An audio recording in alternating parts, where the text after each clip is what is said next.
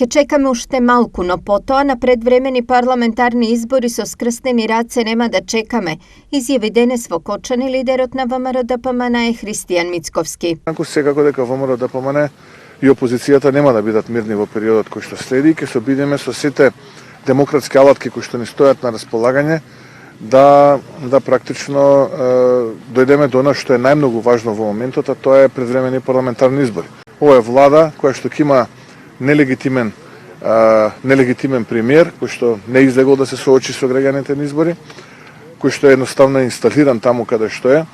Имаат дебакал на локални избори, историски дебакал. ВМРО-ДПМН е политичка партија со најголем број пратеници во парламентот, најголем број градоначалници, најголем број советници.